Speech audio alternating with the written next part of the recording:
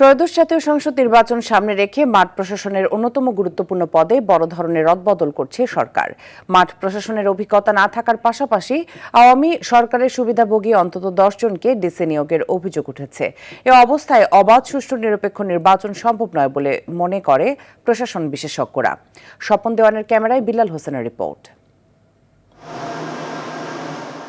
অন্তর্বর্তী সরকার দায়িত্ব নেয়ার পর মাঠ প্রশাসনের গুরুত্বপূর্ণ পদ জেলা প্রশাসক নিয়োগ নিয়ে উঠেছে নানা বিতর্ক।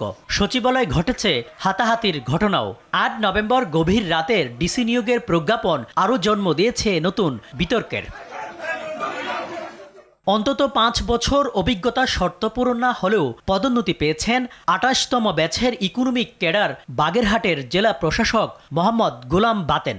আছেন সাবেক জনপ্রশাসন সচিব মোখলেছুর রহমানের সময়ে করা ফিট লিস্টের থাকা 25তম ব্যাচের সন্দীপ কুমার সিংহ।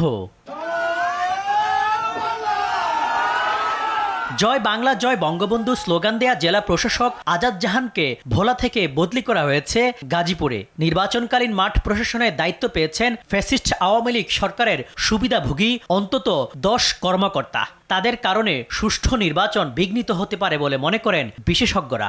ওনাদের সবচেয়ে বড় ব্যর্থতা হিসাবে উঠে আসবে জনবল কাঠামোটা সাজাইতে না পারা। সামনে এত বড় একটা ইলেকশন, তো এখন সম্ভবত এই ঝুঁকিটা নেওয়া ঠিক হয়নি এবং এখানেও সরকার ফেল করেছে। নির্বাচনের অভিজ্ঞতা নাই এমন কাউকে যদি পদায়ন করা হয় তাহলে কিন্তু আপনার ভালো পারফর্ম করতে পারবেন। তারা অনেকটা দেখবেন যে আপনার নিরপেক্ষের অজুহাত দিয়া নিষ্ক্রিয় অবস্থায় থাকবে, তার ফলে নির্বাচনটা ভালো হবে না। জেলা প্রশাসক নিয়োগে রাজনৈতিক আনুগত্য প্রাধান্য পেলে প্রশাসনের নিরপেক্ষতা নষ্ট হবে বলে মনে করেন সাবেক এই সচিব।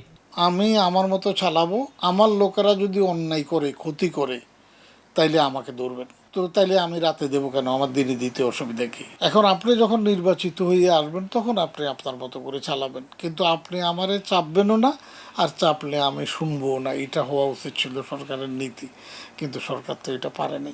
প্রশাসনেরও একটা ভালো নির্বাচন করার মতন সক্ষমতা নাই।